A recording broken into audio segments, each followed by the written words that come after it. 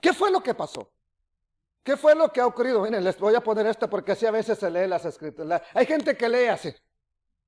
Esto no me importa. No estamos bajo la ley. Y ya, eso es lo único que parece que miramos. Pero bueno, ¿ok? Entonces, bendito es el Rey Todopoderoso. Ya hablamos del obstáculo, ya hablamos de lo que de los escritos de Pablo. Entonces, no hablamos del Antiguo Testamento. No tendría que haber diferencia entre Tanaj y Brit Hadashah. No tiene que haber, porque es el mismo libro. O cuando usted ha escuchado que digan, la Biblia son 2 libros diferentes. Sí tiene varios libros, pero se dice que es prácticamente uno solo. Una biblioteca que contiene una sola ideología, un solo pensamiento. ¿Qué ocurrió entonces con los 27 escritos del Nuevo Testamento y 13 escritos atribuidos a Pablo? Eso. Y no los escritos de Moisés, no los escritos de los profetas, los escritos de Pablo, ni siquiera los evangelios, los de Pablo son los que han moldeado la vida de aquel que ahora dice que cree en un Mesías judío. En Cristo, para que me entienda. Pregúntele usted a cualquier persona que va a una iglesia, hable te saca a Pablo como si fuera lo máximo. Entonces, eso es lo que ha influenciado. Y también la suya, acuérdese, y la mía. Eso fue lo que influenció nuestra vida. Los escritos de los apóstoles. Eso fue lo que nos moldeó para que entienda. Todo lo que un creyente en Cristo vive es influenciado absolutamente por el llamado Nuevo Testamento. La verdad. Podríamos decir que la teología cristiana ha sido moldeada en su mayoría por los escritos de Pablo.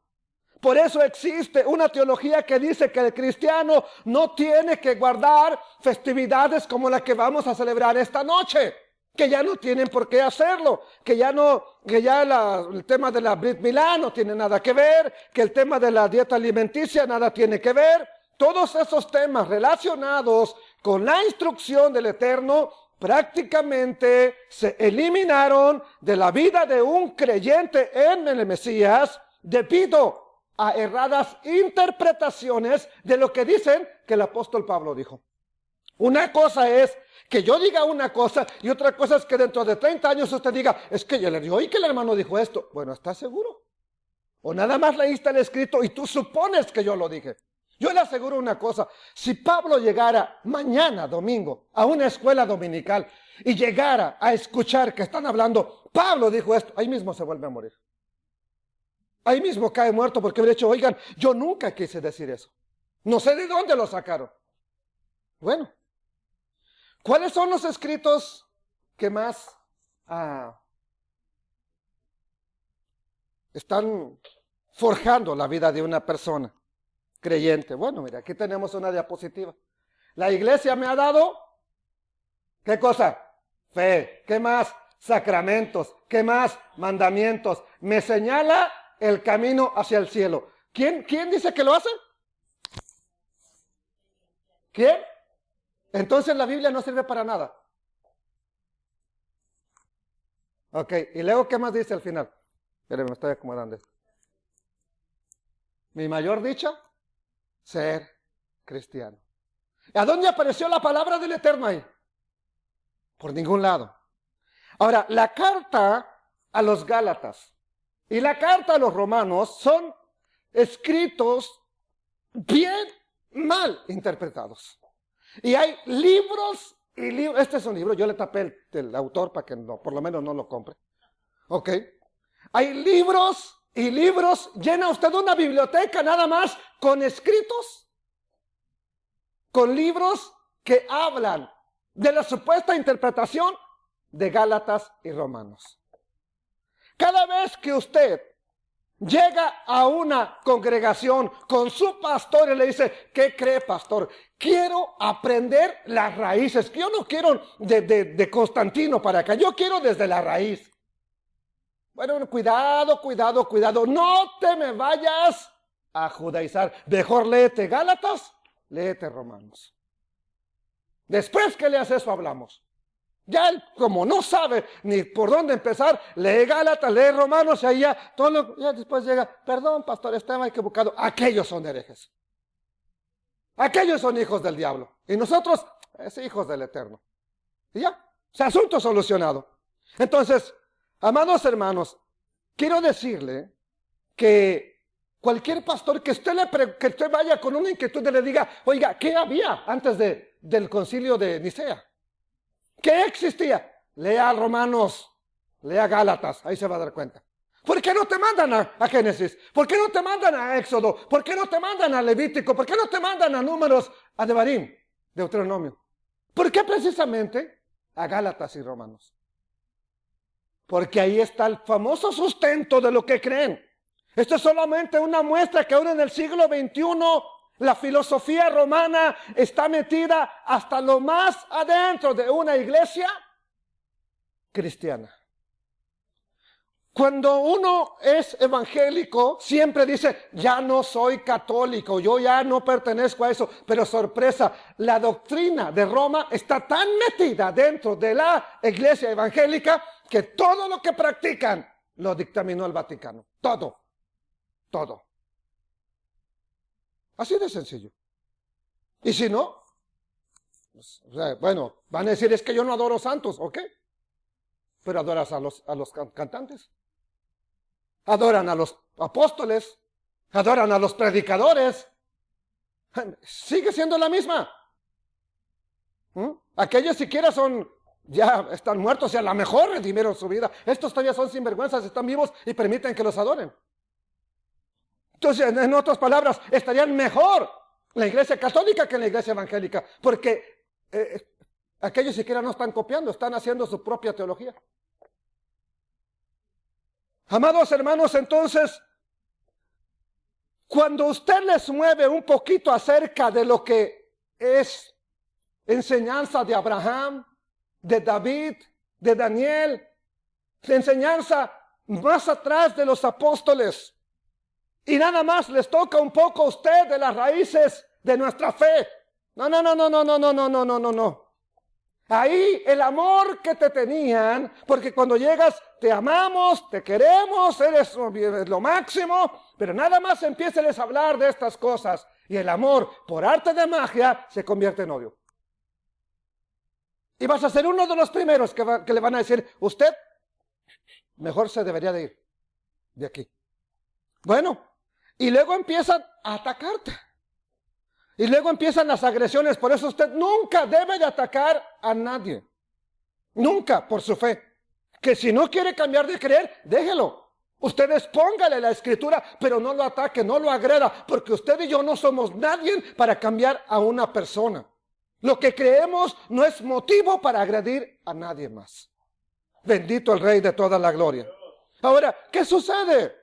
Bueno, que la mayoría, lo sepan o no lo sepan, de los creyentes en Yeshua son casa de Efraín. Un grupo de israelitas que fueron llevados al exilio, enviados a diferentes partes del mundo. Es la profecía del Todopoderoso, no es mía, es de Él. Y si Él lo dijo, se tiene que cumplir. Bueno, muchos de ellos son de la casa de Efraín, descendientes que no saben que son de la casa de Efraín. ¿Y qué dijo el Todopoderoso? Les escribí las maravillas de mi ley y ellos las tuvieron por cosa extraña. O sea que no nos debe de extrañar que hoy en día alguien que viene del exilio, tú les presentas la escritura y eso está en la Biblia. Bueno, la verdad, hace poco estaba yo enseñando una enseñanza y les dije, abran la Biblia en la carta de Filemón. Filemón, ese era el burro de la India, ¿no? Y me extrañó porque uno era copastor de una iglesia. El otro había sido pastor. Yo dije, pues están jugando. No, cuando vi que estaban hablando en serio, dije, oiga, búsquenle, les voy a decir por dónde está. No podía creer que no sabían. Les hablé de otro profeta. Busquemos a el profeta Ageo. Ageo. Ese nunca lo he escuchado. No, pues el único que han escuchado es Malaquías. Es el único que les han hablado en su congregación. Amados hermanos, entonces, ¿qué sucede? Eso está ahí. Sí, ha estado ahí. Yo no le puse un libro de más a la Biblia. Ahí está. Ahí ha estado todo el tiempo. Se encuentra ahí. Entonces, la palabra de Elohim, las instrucciones, todo en verdad es un aspecto cultural. Tiene que ver con una cultura, la cultura hebrea. Entonces, cuando tú vives en una cultura anglosajona, para no meternos con los hispanos, ¿verdad? En la cultura anglosajona, que no es una cultura de la Biblia, que no es una cultura de los apóstoles, por lógica, cuando empiezas a aprender de las cosas de la Escritura, hay un choque en tu mente. ¿Por qué? Porque estás acostumbrado a pucha la puerta, ok, guáchale, y no estás acostumbrado a ver palabras hebreas. Entonces, ahí empieza un choque, y es mejor no reconocer o no querer reconocerlo. ¿Por qué? Porque estamos bien con nuestras propias ideas que tenemos. Por nuestro tema, volviendo a Gálatas y a Romanos, lejos de ser algo que te haga rechazar la instrucción del Eterno, algo que te haga rechazar la instrucción o la ley de Moisés, es todo lo contrario. Si lo analizamos con calma, si lo estudiamos de verdad, de principio a fin, es todo lo contrario. Conociendo la cultura, conociendo el contexto y conociendo lo que dijeron los profetas. De otra manera, pues vamos a suponer cualquier cosa, amados hermanos. ¿Ok? Entonces, vamos a los escritos, ¿ok? Los escritos del Nuevo Testamento. Vamos a aclarar una cosa con esos escritos. Nunca Pablo pensó que estaba escribiendo un Nuevo Testamento. ¿Ustedes creen que sí? Pablo agarraba una pluma y decía, bueno, a mí el Todopoderoso me está dando la orden de escribir un Nuevo Testamento. No, ¿qué escribió Pablo? ¿Cartas a quién? A personas. Tan es así que les dice, salúdame a fulano, a mengano, a perengano, me traes el capote, me traes el pergamino. ¿Cuándo mira usted un profeta diciéndome, a Ezequiel, por ejemplo, diciéndole a alguien, tráeme el capote que dejé en Jerusalén porque estoy preso en Babilonia? ¿Por qué no lo hace? Porque ellos sabían que lo que estaban diciendo era palabra del Todopoderoso. No le estaban escribiendo a Eutique, a Sintique, a Teófilo, a Filemón, no le estaban escribiendo a Policarpo. No, estaban escribiendo palabras del Todopoderoso y lo sabían. Por eso ellos decían, y el Todopoderoso dijo, ve y diles, y habló el Eterno, y dijo esto. Y Pablo dice, yo les digo.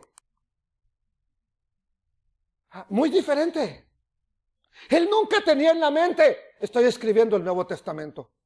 Que lo hayan tomado como Nuevo Testamento, y aclaro, no con eso estoy diciendo, no sirve para nada. Porque ahí es donde más hemos conocido del Mesías. Bendito sea el Rey de Gloria. Bendito sea Él. No estoy diciendo no sirve, estoy diciendo se le ha dado un realce, una importancia que no es la que le dio el Eterno. No es la que le dio el Eterno. Pero bueno, vamos a seguir adelante. Ellos escribían cartas que eran para personas específicas, que a lo mejor usted no ha vivido nunca lo que vivió esa persona, y agarra la carta de esa persona y usted dice, no, esta es mía. No, no era para ti. Una pregunta, ¿usted es gálata? ¿Galatense? ¿Romano? Entonces, ¿cómo podemos decir, esa carta es mía? Yo no podría afirmar que la carta que le escribieron al hermano aquel de El Salvador, esa carta es mía. ¿Puede tener algo de beneficio para mí cuando la lea? Sí, pero no es mi carta. No es, era de él. Entonces, hay que ubicar qué eran las cartas. ¿Qué eran esos escritos? Son comentarios, son ilustraciones, son interpretaciones de estos autores acerca de un tema totalmente hebreo, porque ellos están hablando de lo que se llama, o lo que la gente conoce, Viejo Testamento. Ellos no hablaban otra cosa. Si hablaban del Mesías es porque el Mesías está profetizado, está señalado, está enmarcado en el Tanaj, en el mal llamado Antiguo Testamento. Entonces, amados hermanos, ¿ok? ¿Por qué decimos que todo eso es un tema hebreo? Porque por donde le busque el tema del Mesías, el tema de la redención, el tema de la salvación, el tema de la restauración, el tema de volver a casa, todo eso es totalmente hebreo.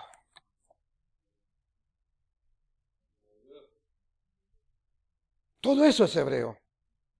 Entonces, a la hora de escribirle a una comunidad que vivía fuera de Israel, de gente que no había nacido en la cultura hebrea, Pablo, Pedro, Juan, por lo menos asumían que esas personas ya tenían cierto conocimiento de la cultura hebrea. ¿Por qué? Porque a dónde iban a estudiar las Sagradas Escrituras. No había biblioteca, no había lugar donde vendieran Biblias, no había iglesia cristiana. ¿A dónde iban a estudiar las Sagradas Escrituras? Tenían que ir a un lugar conocido como sinagoga. ¿Ok? Entonces, ¿cuál es el problema? El problema que nosotros tenemos a 20 siglos de distancia es que ya no estamos en el mismo contexto. Nacimos tal vez como mexicanos, crecimos como mexicanos, vivimos todavía como mexicanos y no queremos deshacernos de lo mexicano. Hasta este hombre se volvió mexicano ya. ¿No le creen que sea de su país? ¿No le creen que sea caravanero? Entonces, ¿qué sucede? Como tenemos esa cultura, cuando vemos el contexto de las Sagradas Escrituras, choca con nosotros, porque ahí no hay taquitos. Ahí nos dice, los cuervos le llevaron unos tacos al pastor, a Elías. Ahí no. No encontramos esas expresiones. Entonces chocan con nosotros. Pero vuelvo a decirles, los apóstoles sabían que los creyentes acudían a las sinagogas, al lugar donde se escribía, al lugar donde se estudiaba, las Sagradas Escrituras.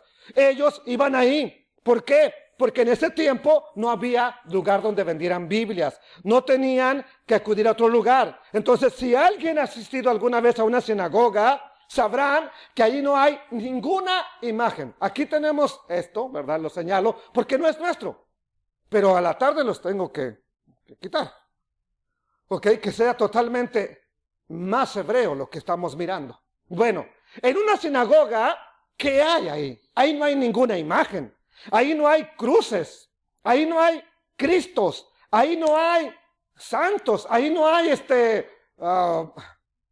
cosas que señalen, que tú digas, esto tienes que darle una limosna o te tienes que postrar ahí. No hay nada de eso. Entonces, cuando usted llega a un lugar así, lo único que encuentra es al frente esto se llama Aarón Kodesh, una arca sagrada. ¿Ok? Esa es una especie de closet. Y te podrás preguntar, ¿para qué tienen eso allá enfrente? ¿Qué es lo que guardan ahí? Bueno, ahí guardan lo que se conoce como las Sagradas Escrituras. Cada sinagoga tiene uno, ¿verdad? Del bonito, del más bonito que otro más hermoso, más caro, pero todos tienen un lugar donde se guarda la instrucción del Eterno.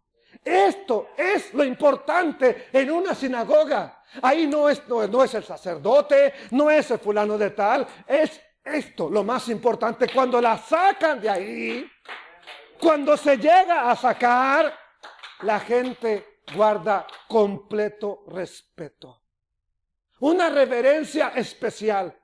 Hay quien quiere besar esa palabra, porque es la palabra, una copia de la palabra del Todopoderoso. Se le trata con absoluto respeto. Entonces, ahí se encuentran los rollos de la Torá, los rollos de la ley de Moisés. rollos muy bonitos, muy caros, de 20,000, de 50,000 dólares. Los nuestros todavía no son tanto, pero ya vamos para allá. ¿Ok? Bueno, cada sinagoga están ahí los rollos de los profetas también. En todo culto, en una sinagoga, todo servicio, para que no se oiga satánico, todo servicio en una sinagoga gira en torno a esas sagradas escrituras. Gira en torno a esas sagradas escrituras. Todo mundo le obtiene respeto. Lo más hebreo es eso. Bueno, ahora, ¿qué le parece que usted va a una sinagoga? Está ahí por años. Ya su mente sabe que ese rollo es demasiado importante. Y de pronto llega alguien que le diga, mira, ¿sabes qué? Te traigo una buena noticia. ¿Cuál buena noticia? Eso ya no sirve para nada. ¿Qué crees? ¿Cómo crees que te va a mirar el que está en la sinagoga? Gracias. ¡Wow! ¡Qué buena noticia! O te va a decir, estás jugando, ¿verdad? ¿Verdad que estás bromeando? No estoy hablando en serio. Oh, entonces, salte de aquí. Yo también estoy hablando en serio. ¿Cómo me quieres quitar a mí lo que ha sido mi instrucción, mi guía? Lo que me ha dado el Eterno. ¿Cómo me lo quieres quitar tú? No, pero es que mira que ahora ¿Cristo? Sí, él ya dijo que ya la ley ya no sirve. Pues si ese es el Mesías, no lo es. Será Mesías para ti. Que tú no tenías Torah, que tú no tenías ley. Pero si tú me quieres hablar del Mesías hebreo, el Mesías hebreo tiene que guardar la instrucción. ¿Cómo me hablas tú de un Mesías sin Torah? Si la misma Torah habla del Mesías y el Mesías habla de la Torah. ¿Qué predicó el Mesías? Dígame, ¿se las inventó? ¿O siempre que predicaba de la Torah? Entonces, ¿cómo le vas a decir tú a alguien ya no tiene valor? ¿Te imaginas lo que significa para un hebreo, para un judío? Por eso entonces dicen, ¿verdad? Que los judíos no quieren creer en el Mesías, Yeshua. Claro, porque les han presentado un Mesías que rechazó la Torá, que pisoteó la Torá, que desechó la Torá. Amados hermanos, entonces, cuando tú le dices a un hebreo, el Mesías ya eliminó esto que tú tienes en alta estima, la ley, te va a decir entonces, ese no es el Mesías. ¿Ok? Te van a decir, y ese no es mi Mesías. Si piensas que él vino a abolir la ley, que ya no está vigente, también se les dices, bueno, Pablo enfáticamente dijo que ya no estamos bajo la ley, que estamos en la gracia. Tiren eso ya, ¿para qué les sirve andar gastando 30,000, 50,000 dólares ahí? Mejor, ¿saben qué? Mándenlo a México, a los misioneros. Dejen de andar comprando rollos caros. Te van a decir, pues sí, ve tú a México también, vete tú primero. Vete tú a predicarles, pero deja mi rollo aquí en paz. Yo lo compré, no te pedí dinero, no te pedí una ofrenda, no te vendí una docena de tamales para comprarlo. Yo lo compré con mi dinero. Porque esto tienen.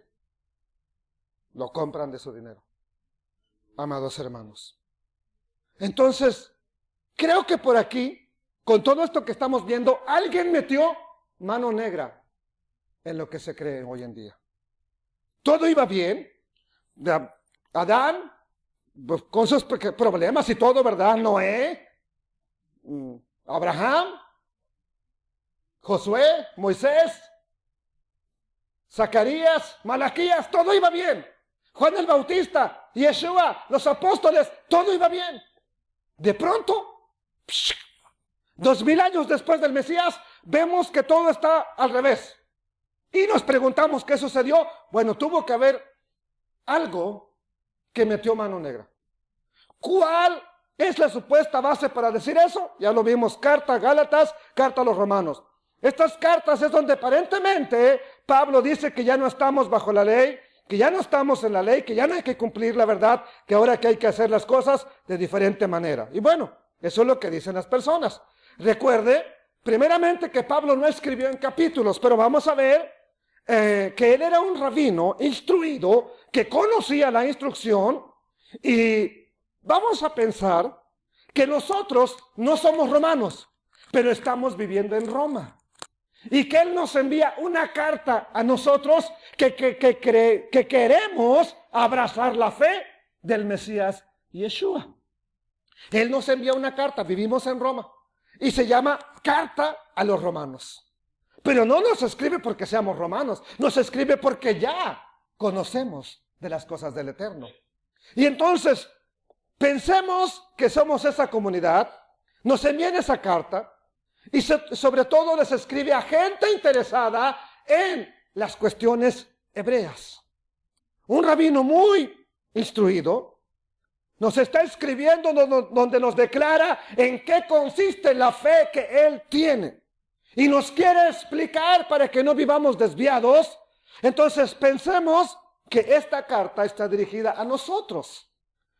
Y hay un texto que quiero que miremos. Es el principal, pero no voy a solamente a leer este. Ese es el principal, se lo voy a mostrar y le voy a mostrar la interpretación de diccionarios bíblicos, no míos, bíblicos. Dice Romanos 6:14, porque el pecado no te va a dominar, no va a ser tu Señor, no va a ser tu amo, pues no están bajo la ley, sino bajo la gracia. Aquí hay un pensamiento cristiano que dice, la ley descubre la enfermedad, el evangelio da la medicina. Bueno, suena bien bonito. ¿Cuál es la interpretación tradicional? Tomándolo así, por separado, nada más este texto, olvidándonos de lo demás. ¿Cuál es la tradición o qué es lo que interpreta la tradición? La interpretación tradicional dice así, el creyente, cuando dice creyente, habla de cristiano, para que me entienda. Ok, el creyente ya no está bajo la ley, sino por lo que ya. ¿A cuál ella? O sea que, ¿quién de ustedes quiere una iglesia cristiana? Yo le doy una carta. Pero cuando llega ya, dígale al pastor, oye, ¿qué va? No. Yo no estoy sujeto a nada de eso. Es donde más reglas te ponen. Y hoy las congregaciones mesiánicas están haciendo lo mismo. Reglas y reglas y reglas y reglas. Qué triste. Y son reglas de hombres. Qué triste.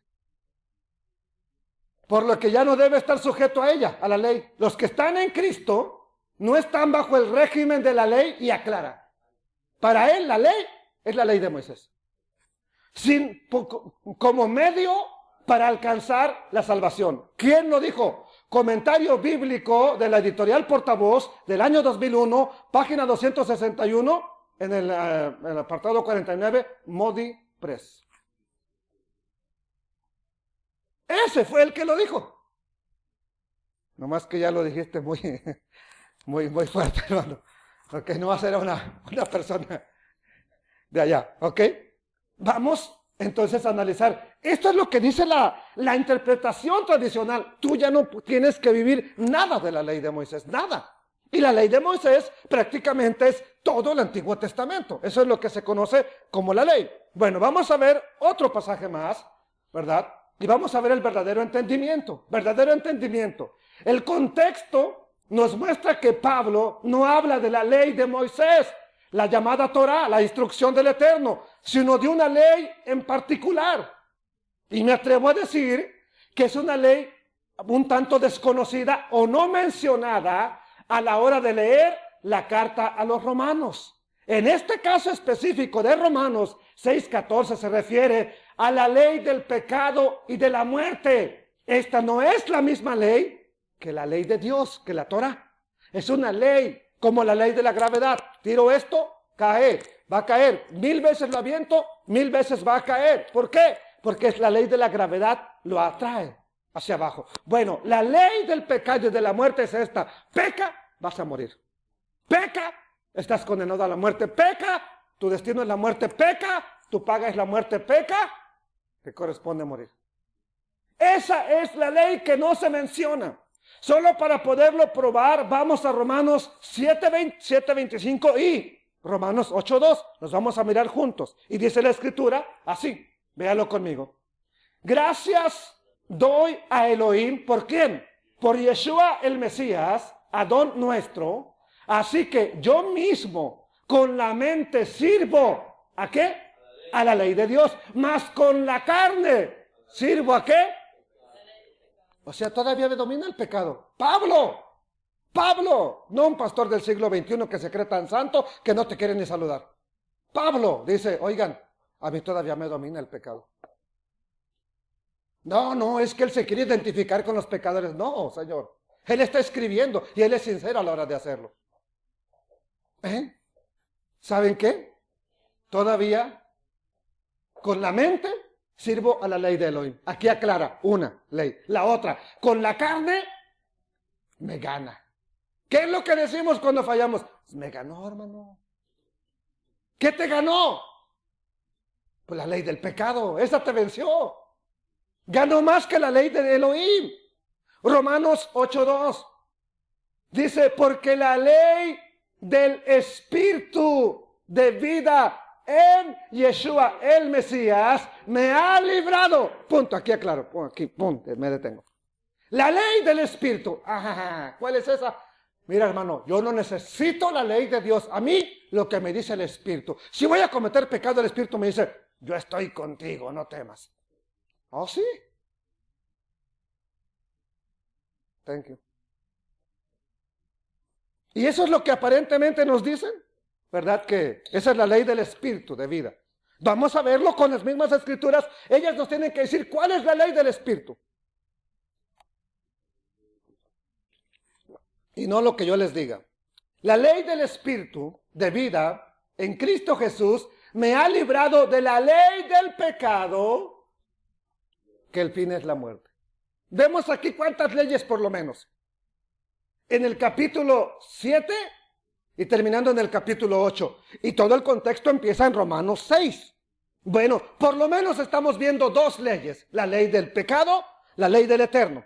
Antes de continuar, quiero decir que cuando la carta se escribió de Romanos, no estaba dividida en capítulos, en versículos, solo era una carta. Y estos dos versículos que citamos están en la misma paquete, en la misma carta que escribe Pablo a los romanos. Bendito sea el Eterno. Entonces, solo que leyéndolos por separado da una mala interpretación, da una interpretación equivocada, también debido a nuestro trasfondo que tenemos. O sea, de dónde venimos como creyentes. Y si toda la vida, desde que llegamos a una congregación, nos dijeron, estás libre de la ley no es para ti, la ley es una maldición, la ley no sirve para nada, la ley bótala, la ley pisotéala, la ley te condena, la ley esto, la ley, la. Cuando tú llegas aquí y la ley, yo no quiero nada con eso. Esa es la realidad. Entonces, cuando memorizamos esos versículos nos creemos campeones. ¿Por qué? Porque ya tenemos con qué defendernos. Vamos a ver algo que expone Tomás de la Fuente acerca de Romanos 6. En su libro Claves de Interpretación Bíblica, dice que debemos tomar en cuenta que existen palabras que no siempre tienen el mismo significado. Por ejemplo, las palabras carne, las palabras como carne, la carne, y fue a la carne. Una cosa es fue a la carne y otras son las obras de la carne o andar en la carne, ¿ok? Tanto en inglés es muy diferente, ¿verdad? Una cosa es meat y otra cosa es flesh. Sí, correcto, bueno, ahí vamos. Okay. Entonces, una cosa es mundo, otra cosa es evangelio. Hay diferentes palabras para espíritu, espíritu inmundo, espíritu de santidad, espíritu del ser humano, etcétera. Muerte, justicia, y no siempre significan lo mismo. La palabra ley que se usa en la Biblia, se usa de muchas maneras. Esto lo está diciendo un comentarista bíblico, Tomás de la Fuente. Bendito sea el Eterno porque hay alguien que lo logra captar. La palabra ley en la Biblia se usa de muchas maneras. Entre sus diferentes significados se encuentran estos. 1. Los 5 libros de Moisés, de Génesis a Deuteronomio. 2. Todas las escrituras del Antiguo Testamento. Por eso le dije que cuando hablamos de ley puede referirse a todo el Tanaj. 3. Se puede referir solamente a los 10 mandamientos. 4. Se refiere a la ley civil de Israel o de cualquier nación. 5. Por ejemplo, cuando dice sométanse a la ley, a las autoridades. ¿De cuál? Pues de Israel o del país donde vivas. Si no, cualquiera va a decir, yo no vivo en Israel, no me someto a la ley de aquí. No, pues te vas para tu país, mijo. Sencillamente. Bueno. 5. El poder natural del pecado es una ley. También. 6. El evangelio de Cristo. Y quizá otros de la fuente, Tomás de la Fuente, claves de interpretación bíblica, edición actualizada, fue hecho en México, editorial Casa Bautista de Publicaciones, 1985. Eso es lo que dice el comentario bíblico de la Casa Bautista, que ellos reconocen que para la palabra ley, por lo menos hay 6 definiciones. Entonces, ¿por qué no se aplican a la hora de leer Romanos? No, nomás aplican una. Todos se lo aplican a la ley del Todopoderoso. Entonces, para conocer el significado de una palabra, es necesario no solamente conocer la palabra hebrea o la palabra griega, en su caso, aramea del original, sino tomar en cuenta elementos importantes como en qué contexto lo está diciendo, quién lo está diciendo, por qué lo está diciendo, a quién se lo está diciendo y qué quería decir con eso. Entonces, cuando nosotros vayamos haciendo eso, cuando aparezca la palabra ley dentro de la Biblia, no asuma usted que se refiere a la ley de Moisés. No lo asuma. Denlo por descartado. Ok, ¿a cuál ley? De todas las 6 que por lo menos ya ahora sé que existen, ¿a cuál de ellas se refiere cuando dice ley? Bueno, ya eso sería lo más importante para tomar una definición apropiada. Entonces, ¿por qué podría estar refiriéndose a cualquiera de las definiciones que ya dimos? También algo que quiero decir. Existe la idea errónea de que antes de Cristo o durante la época en la que él vivió, la gente se salvaba por cumplir la ley de Dios. Pregunta, ¿David se salvó por cumplir la ley de Dios? ¿La violó o no la violó? Entonces no se salvó por cumplir la ley de Dios. Abraham, Moisés. Y de ahí, y hablo de los más grandes. Si ellos no pudieron, David no pudo, dígame quién sí lo logró. Muéstreme uno. Bueno, Sansón. No, ese no. Ese, ni siquiera los talones le llegó a uno de los que acabo de mencionar. Yeshua. Ok, pero él no se salvó por la ley. Él fue muerto por la ley. ¿Para qué? Para pagar nuestra transgresión. Así de sencillo. Él no fue salvo por la ley. Porque es más, él no necesitaba ser salvo. ¿Por qué? Porque simplemente como no cometió pecado, él no necesitaba morir por nada. Bendito sea él, alabado sea el Rey de Gloria. Entonces, otra pregunta. Antes de conocer al Eterno, ¿conocías los mandamientos del Todopoderoso? ¿Te querías tú justificar por la ley de Dios? ¿Verdad que no? Si estando en el Mesías, a veces le decimos no a la ley del Eterno, antes con mayor razón, no. ¿Por qué crees que no voy a una iglesia? A mí no me gusta que me manden, quiero hacer las cosas a mi manera, yo vivo mi vida como yo quiera, y etcétera, y etcétera. No quiero nada con la ley. Bueno, eso es lo que queríamos decir, eso es lo que expresábamos. Si somos sinceros, nunca estuvimos bajo la ley, no queríamos estar bajo la ley, y no creo que exista alguien que pueda decir que antes de conocer a Elohim mediante el Mesías se justificaba o buscaba justificarse a través de la ley. Entonces, ¿cómo es que nos aplican Gálatas y Romanos a nosotros que nunca hemos estado bajo la ley? ¿Cómo? Estoy seguro que la mayoría ni siquiera sabíamos lo que era ley. No sabíamos lo que era la Torah. ¿Qué eran los mandamientos? ¿Quién era Moisés? ¿Y no has leído de Moisés? Moisés. Si como Moisés está preso, mi compadre no me ha mandado ninguna carta. No te hablo de ese Moisés. Mucho menos íbamos a querer justificarnos por algo que no conocíamos. Bueno, ya que Romanos 6:14 generalmente es interpretado para decirnos que no debemos obedecer más la ley, dígame cuándo sí la obedeció. Dígame cuándo. A ver. Que sepan que está aquí. A ver, Pepe. Dígame cuándo usted antes de conocer al Mesías se quiso justificar por la ley. Nunca. ¿O sí? Hermana. Nunca. ¿Y ahora? ¿Cómo entonces ahora te dicen que ya no debes estar bajo la ley? Pues si nunca has estado. ¿Para qué me van a decir, oye, no vayas a cruzar la frontera? Pues de loco cruzo.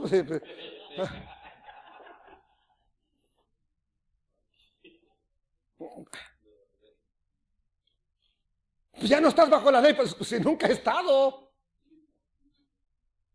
No. ¿Verdad que ya analizándolo no tiene sentido, Junior? Entonces, ¿por qué antes predicabas que ya no estábamos bajo la ley? Ya ni modo, te torcí, hermano. Pura gracia, pura gracia. Entonces, este pasaje de Romanos, de ya no estamos bajo la ley, no aplica para ti. Ni siquiera aplica. No aplica porque no estabas y no estás. No aplica. Y ese es el vero trofeo que exhibimos, como las medallas de mi hija que me cayeron en la cabeza. Un día me senté en una silla que le regaló Junior, creo, de verdad, por cierto. Y siéntate aquí, y me senté y caí de cabeza en la pared. Se me cayeron todos los 10 kilos de medallas que tiene mi hija ahí. Me andaban matando las medallas y me dice, ¿cómo me dijiste? Es el peso del triunfo del...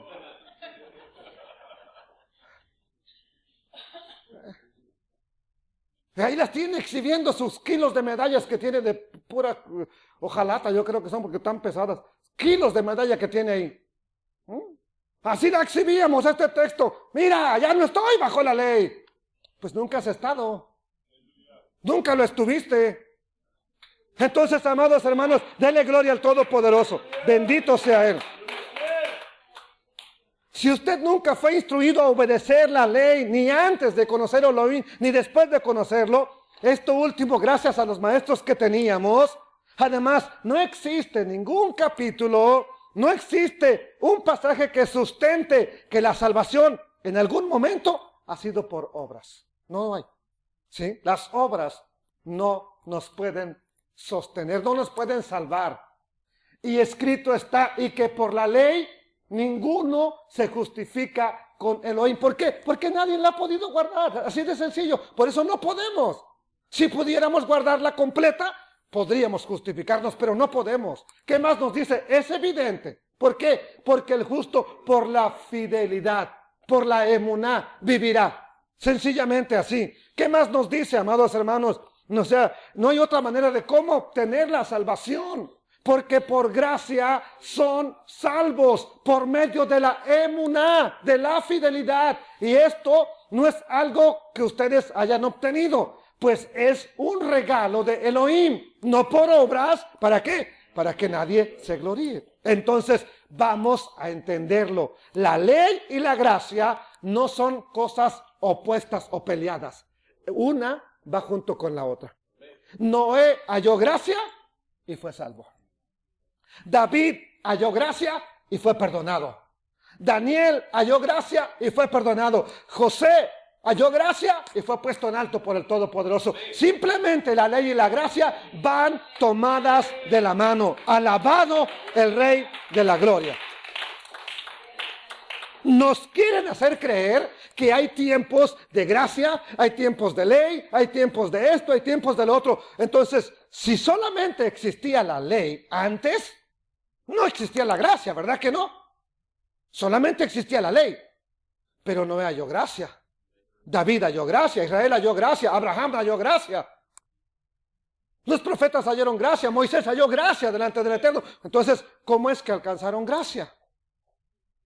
Irreprensibles en cuanto a la ley, los miles y miles que habían creído en Hechos capítulo 15, concilio de Jerusalén.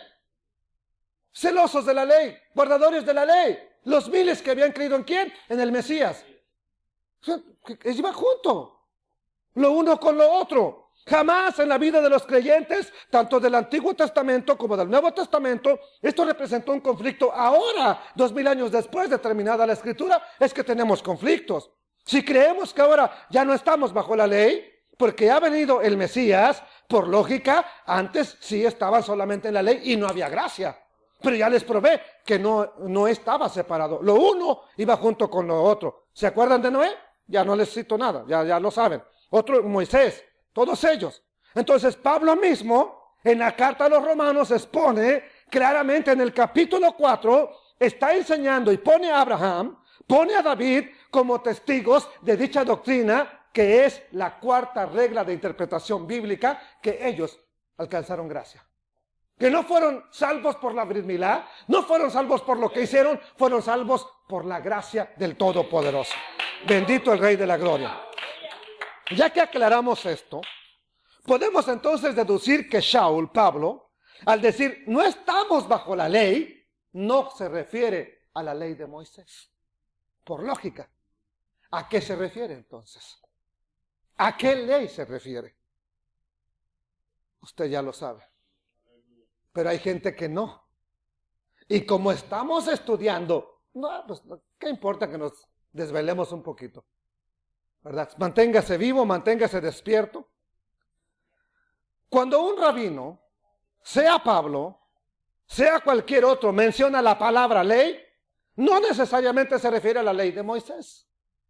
Escuché a un rabino hace años, y ahorita ya no los escucho prácticamente, que decía, la Torá dice, y empezaba a citar lo que la Torá dice, pero yo nunca encuentro esas citas en la Torá.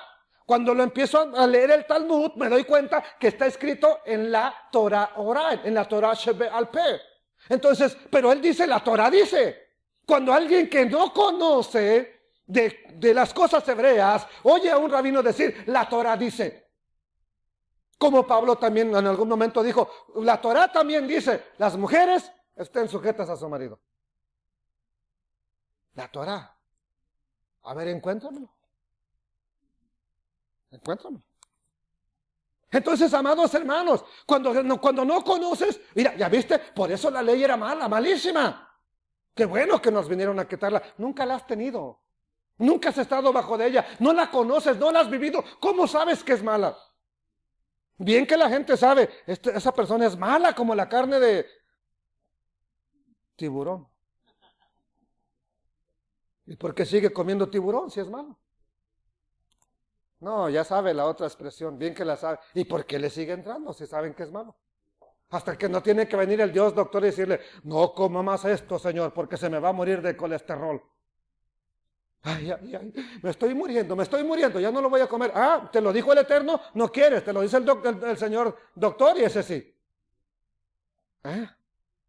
Cuando deducimos, primeramente, o cuando deducimos, ¿qué es lo que escribió Moisés? ¿Qué es lo que escribió Pablo? ¿Qué es lo que escribieron ellos? ¿Qué es lo que nos querían decir? Ya no vamos a tener problemas a la hora de interpretar un pasaje. Vamos a considerar algunas expresiones que están en las Escrituras. Dice Romanos 7:12, por ejemplo, para que vea, o Pablo estaba loco, necesitaba, Raimundo, te necesitaba, Pablo te necesitaba. Estás estudiando para lavar el coco a la gente, tú, ¿verdad? Ya, ¿todavía no? Okay. Cuando necesiten un consejero, psicólogo, pueden ir con él. ¿Okay? No sé si les vaya a cobrar porque el título ya cobra, ya, por el puro título cobran ya, pero bueno, está bien. No sé si Pablo necesitaba un psicólogo, porque de pronto dice que la ley no sirve, que la ley no es buena, que la ley no tienes que estar en ella, y luego dice, de manera que la ley a la verdad es el mandamiento santo, justo. Oye, Pablo, ubícate. O es buena o es mala. ¿Qué le diría usted a una persona que le está diciendo, no, esto es malísimo, y luego te dice, éntrale, come? ¿Qué le diría a usted? No, pues estás loco, ¿cómo me estás diciendo que es malo y ahorita me lo quieres dar a comer? Y lo mismo le diríamos a Shaul, a Pablo, ¿verdad que sí? Entonces, amados hermanos, luego también nos dice de la siguiente manera, porque sabemos que la ley es, y no dice la Biblia que andemos en el Espíritu. No dice que deberíamos de andar en el Espíritu. Si la ley es espiritual, entonces, ¿qué es lo que te hace vivir espiritualmente? ¡Wow! ¡Sorpresa! Estoy sorprendido. Por fin lo hemos entendido, Adonai. Bendito sea el Rey de la Gloria, porque sabemos que la ley es espiritual, pero yo soy carnal. ¿Carnal? Sí. Vendido, esclavizado, sometido al pecado, a la ley, a la sujeción a la ley del pecado. Wow.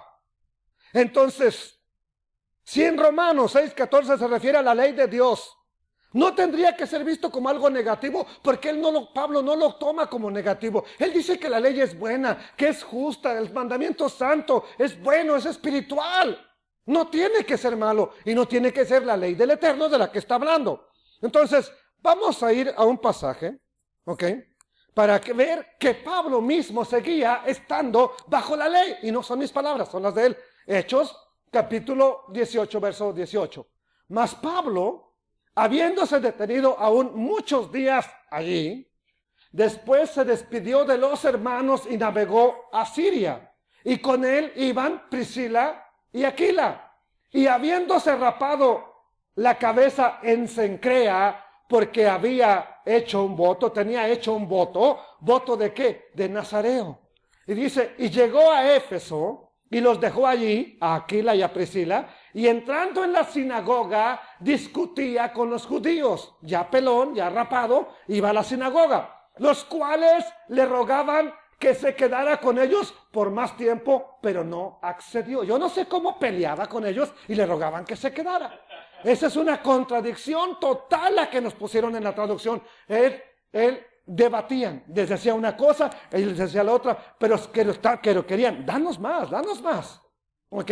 Y le rogaban que se quedara, pero él no quiso, sino que se despidió de ellos diciendo, es necesario que en todo caso yo guarde en Jerusalén la fiesta que viene, pero otra vez volveré a ustedes, si el Eterno quiere, ¿ok? Y zarpó de Éfeso. Seguro que cuando dice que quería estar en Jerusalén para la fiesta que viene, se refería a una fiesta de peregrinaje. No se refería a 5 de mayo. No se refería a Thanksgiving Day. No se refería al 4 de julio que ya viene. Se refería o bien a Pesach, Shavuot o Sukkot, que eran fiestas que era necesario subir como el Eterno lo había ordenado. Alabado sea el Todopoderoso. Capítulo 21, verso 20 de Hechos. Cuando ellos lo oyeron, glorificaron a Elohim y le dijeron, ya ves, hermano, cuántos millares de judíos hay que han creído. ¿Creído en qué? ¿En Dios? No, en el Mesías. Y todos son celosos por la ley o de la ley. Y glorificaban a Elohim, porque estos convertidos eran celosos de guardar la ley de Moisés. Pero se les ha informado a estos celosos, a estos que guardan la Torá, se les ha informado en cuanto a ti, que enseñas a todos los judíos que están entre los gentiles a apostatar, que estás en contra de Moisés. Dice la gente que tú estás predicando en contra de Moisés. Si eso lo dijeron hace 2000 años, ¿qué no dirán ahora del pobre Pablo? Diciéndoles que no circunciden a sus hijos, ni que observen las costumbres. Verso 22. ¿Qué hay? Pues la multitud se reunirá de cierto, porque oirán que has venido. Haz, pues, esto que te decimos. Hay entre nosotros 4 hombres que tienen obligación de cumplir un voto. Tómanos contigo, purifícate con ellos, paga sus gastos para que se rasuren la cabeza, esto es conforme a la Torá, y todos comprenderán que no hay nada de lo que se les informó acerca de ti, sino que tú también andas ordenadamente. ¿Qué es andar ordenadamente? Ok, hermano, me da gusto que usted anda ordenadamente. ¿Cómo anda ese hermano? Y si no anda en la Torá, anda. Pues cuánto desordenado no habremos hoy en día. Ok, ahora, ¿por qué Pablo se va a rapar otra vez? Él ya tenía hecho el voto desde Cencrea. Él no a última hora como un hipócrita de, bueno, para que vean que sí, me voy a poner el talit para que no digan que soy cristiano, hombre. No. Él ya tenía el voto hecho. Por alguna razón se tuvo que rapar porque lo más probable es que cayó un muerto cerca de él. Y cuando alguien moría cerca de ti, tenías que volver a empezar el voto. Tenías que volver, raparte y volver a empezar. Por eso es que lo hizo. Pero de ahí la ofrenda se hacía en el templo, se hacía en Jerusalén. Hechos capítulo 28, verso 17. Y dice, aconteció que 3 días después, ya cuando llega a Roma, Pablo convocó a los principales de los judíos, a los cuales luego de que estuvieron reunidos les dijo, yo, Pablo, varones hermanos, no habiendo hecho nada contra el pueblo de Israel, ni contra las costumbres de nuestros padres, he sido entregado preso desde Jerusalén en manos de los romanos. Esto hasta el final de su vida. ¿Qué dice? Sigo guardando las cosas. Esto obviamente implicaba que estaba guardando la ley del Eterno y la ley oral, las tradiciones. ¿Ok? He sido entregado preso. Capítulo 25, verso 7. Cuando éste llegó, lo rodearon los judíos que habían venido de Jerusalén, presentando contra él muchas y graves acusaciones, las cuales no podían probar, alegando Pablo en su defensa, ni contra la ley de los judíos, es decir, que seguía guardando la Torá, ni contra el templo, ni contra César, he pecado en nada. ¿Qué significa esto? Que él seguía bajo la instrucción del Eterno. Bendito el Todopoderoso. Después de leer estas declaraciones que él mismo hace de su propia boca, tenemos que llegar a una conclusión. Pablo, ¿o es un hipócrita o no lo hemos entendido? Solo hay dos. Es un hipócrita que le dice que ya no estás bajo la ley y él sigue estando bajo la ley. ¿O no hemos entendido bien lo que él quiso decirnos? ¿Qué piensan ustedes? Simplemente era una persona sincera para con Elohim, para con los demás. Por lo tanto, seguía observando, seguía guardando lo que la Torah dice, solo que estamos en una cultura diferente, donde no hemos entendido sus palabras, donde se han torcido sus escritos y donde la influencia de Roma ha tenido mucho que ver en esto, y por eso estamos como estamos. Pero él mismo de su boca dice, él no ha pecado contra la Torah, él no está en contra de la Torah. Son palabras directas de él, no es que se las inventaron. Volviendo al estudio de Romanos 6:14, y vamos, ya voy a acabar, no se preocupe. No crea que voy a leer todo el pasaje ahorita. Un punto importante para entender mejor este verso tan mal comprendido es entender a qué se refiere con la ley del pecado y de la muerte. ¿De dónde sacamos esta ley que para muchos es desconocida? Veremos que en las Escrituras está esta ley, la ley del pecado, la ley de la muerte. Es aquella que se refiere a que cuando la persona peca, como consecuencia, le corresponde la muerte. Ya recordarán el famoso versículo de Romanos 6:23, la paga del pecado es muerte. Solamente vemos estos textos donde aparece esta famosa ley y aquí vamos a detenernos. Tenemos unos textos que mostrar. Segunda de Reyes 14:5. Cuando hubo afirmado sus manos, ¿ok? Voy a decirle dónde está este contexto. Este contexto nos habla de Amasías, el hijo de Joás, que el rey de Judá, cuando tomó el trono, vengó la muerte de su padre de mano de sus siervos que lo habían matado. Y dice, cuando hubo afirmado en sus manos el reino, mató a los siervos que habían dado muerte al rey su padre, a Joás. Pero no mató a los hijos de los que dieron muerte a su padre, de los que le dieron muerte, conforme a lo que está escrito en el libro de la ley de Moisés, donde el Eterno mandó diciendo, no matarán a los padres por los hijos, ni a los hijos por los padres, sino que cada uno morirá. Esa es la ley del pecado y de la muerte. Ya está escrita desde allá. Ahí la encontramos. ¿Qué más nos dice la Escritura? Nos dice también en Deuteronomio 24:16. Nos dice de la siguiente manera. Los padres no morirán por los hijos, ni los hijos por los padres. Cada uno morirá por su propio pecado. En este texto tal vez lo recuerde. Nos dice la Escritura en Ezequiel 18:20. El alma que pecare, esa morirá. El hijo no llevará el pecado del padre, ni el padre llevará el pecado del hijo. La justicia del justo será sobre el justo, y la impiedad del impío será sobre el impío.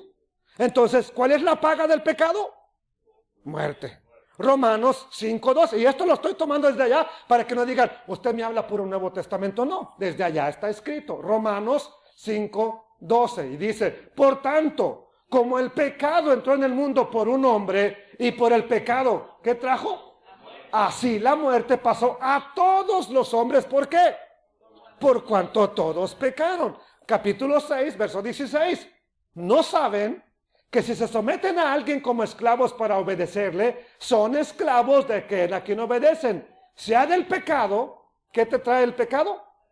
O sea, obedecer a la justicia, a la obediencia, ¿para qué? Para ser justificado. Romanos 6:23, la paga del pecado es muerte, mas la dádiva de Elohim es vida eterna en Yeshua HaMashiach. Romanos 7:13. Luego, lo que es bueno para mí, ¿ok? Lo que es bueno, la ley, la Torah, ¿vino a ser muerte para mí? En ninguna manera, sino que, ¿cuál es el problema aquí? ¿La ley del Eterno o el pecado? Dice, bueno, entonces lo que es bueno, la ley, me mató porque dice, no robarás, y de pronto me robé un pedazo de pan. ¿Sí?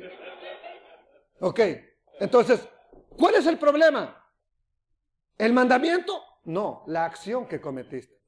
Entonces, ese mandamiento vino a ser muerte para mí en ninguna manera, sino que el pecado, para mostrarse como lo que es pecado, produjo en mí la muerte por medio de lo que es bueno, a fin de que por el mandamiento el pecado llegara a ser sobremanera pecaminoso. Esto es como un trabalenguas, pero se la voy a presentar más fácil para que no batalle tanto. ¿Qué quiso decir? Pero entonces, esto que es bueno, ¿habrá de llevarme a la muerte? De ninguna manera. Lo que pasa es que el pecado, para demostrar que verdaderamente es pecado, me causó la muerte valiéndose de lo bueno, de la ley de Dios. Y así, por medio del mandamiento, quedó demostrado lo terriblemente malo que es el pecado. Porque si no estuviera escrito, no matarás. ¿Qué pasaría con cualquier asesino el día de hoy? Cualquier cristiano lo haría. Cualquier creyente que no está escrito en la Biblia. Pero como está escrito y lo llegas a cometer, tu misma conciencia te acusa. No puedes estar tranquilo. Vamos a presentar la Biblia en lenguaje sencillo. Con esto, no estoy diciendo que la ley de Elohim, que es buena, me llevó a la muerte. De ninguna manera. El que hizo esto fue que usó un mandato bueno. Así, por medio de un mandato bueno, todos podemos saber lo realmente malo y terrible que es el pecado. ¿Ok? Romanos 8:2. Porque la ley del Espíritu de vida en Yeshua el Mesías me ha librado de la ley del pecado y de la muerte. Jacobo 1:15. Entonces, la concupiscencia, el mal deseo, después de que ha concebido, después de que ya se engendró allá adentro y la estuvo pensando y la estuvo analizando, después de que ha concebido, da a luz el pecado. Y el pecado, cuando lo llevas a la práctica, ¿qué te provoca? La muerte. Esa es la ley del pecado y de la muerte. Si no lo había visto, si no lo había considerado, eso es lo que dice la Escritura de la ley del pecado y de la muerte, que muchos creyentes, la verdad, ni saben que existe. La verdad. Entonces, después de entender la consecuencia de esta ley, pecas, te corresponde la muerte. Ahora, ¿por qué vino a morir el Mesías por nosotros? Para que no tengamos muerte eterna. Precisamente para eso. Ya que conocemos la ley del pecado y de la muerte, es importante tener entendimiento de la afirmación, el pecado ya no se enseñoreará de nosotros. ¿Por qué? ¿Cómo se logra? Eso lo vamos a ver en la segunda parte. Tenemos que estudiar el contexto y solamente tengo que decirles, para que nos quede afirmado, ya no estamos bajo la ley. Ya no nos encontramos bajo la ley. ¿Alguien puede darle gracias al Eterno por eso? Gracias, Rey Todopoderoso. Bendito el Rey de Gloria.